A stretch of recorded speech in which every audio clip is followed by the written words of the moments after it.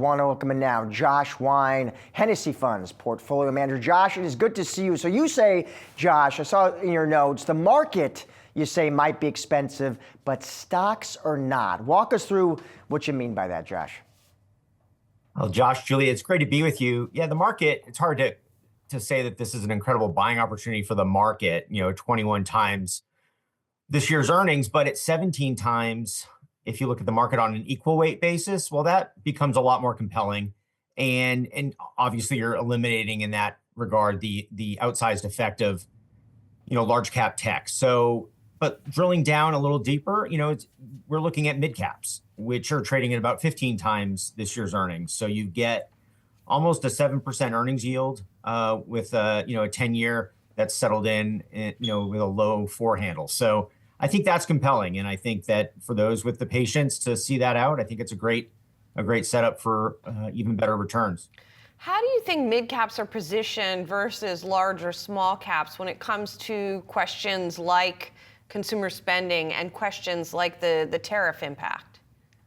Sure. Well, I think that, at least as we look at mid caps through the lens of our, Hennessy Cornerstone Mid Cap 30 fund, a lot of these names are, construction related and, industrials, home builders and some retail names. So certainly, maybe the dollar doesn't come into play quite as much as with large cap names. But yeah, tariffs are certainly have an effect on the price of, raw materials in some cases or semiconductor chips, whatever it may be.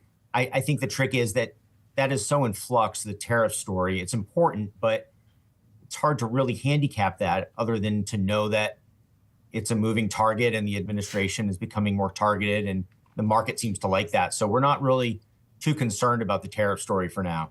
Josh, why mid caps rather than small caps? Because we have plenty of folks come on the show and pound the table for those pint-sized companies.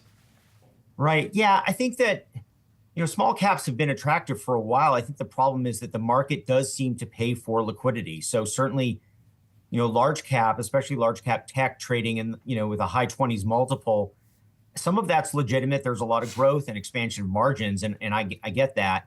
I think also, though, it's easier to move large blocks of stock and people are willing to pay a premium for that ability. And I think that small caps at the other end of the spectrum, I think there is a little bit of an illiquidity discount. And so right in the middle in the mid cap world, there's a little bit more liquidity, a little bit more, balance sheet strength, if you will, and access to capital markets.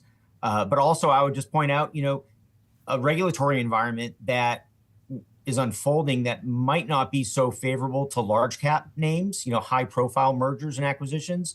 But I think in the mid cap world, I think there will be a hands-off approach. So I think that, we're seeing some deal activity in the portfolio right now, and we would expect that to continue. That implies that you think that one of the reasons we're not seeing more deal activity overall is still potentially the regulatory environment. But we've definitely heard folks talk here about also that just there's not a lot of capital markets activity because there's not, because of the uncertainty, because people maybe don't want to go out on a limb because of that. Do you think that's going to continue to weigh on things? I think that's certainly, a possibility. I think it just depends on the industry. We saw, a name in the portfolio, Redfin, which is being, taken out by Rocket Mortgage. So certainly there's in that, maybe an opportunistic buy, something that they thought was attractive on a valuation basis, but also just a lot of confidence, maybe not this year or even next year, but certainly in years ahead in the resurgence of the housing market. Something has to give there.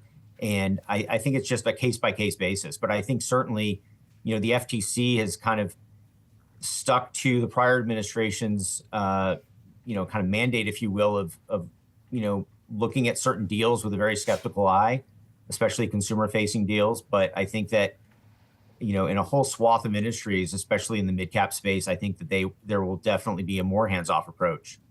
Josh, let me get your thoughts on one name in particular, KB Home. Now, they reported, Josh, investors seemed disappointed with those results, but give me your take on that name. Yeah, I think, we own KB Home in our Cornerstone Mid Cap 30 fund. And I think it's interesting, certainly it was put in the portfolio because of its momentum at the time of inclusion, momentum, valuation, and growth. home builders have come off a good amount this year. I think that KB is, notwithstanding a weakish report, yesterday after the close, but I think that they're well positioned by virtue of their balance sheet. They're a great operator, but that balance sheet, is enabling them to continue to be opportunistic in buying land, which is kind of the pipeline that enables home building. And I think that something has to give. I mean, that maybe isn't the most eloquent case for a stock, but I think whether it's mortgage rates coming in a little bit, or just home buyers saying, look, rates have been higher, and if they go lower, we'll refinance. But I think that there's a little bit of a crisis of confidence on the home buyer side, and some of that's been tight supply, and certainly a KB home is part of the answer to that problem, which is the building of homes, being aggressive on pricing, and in bringing people in the fold. So I think ultimately I think KB home thrives at this point in time. It's a good opportunity to buy a great name. Josh, thank you. Coincidentally, we're going to be talking more about home builders later in the show. Appreciate it. Sounds great. Thanks, Julie.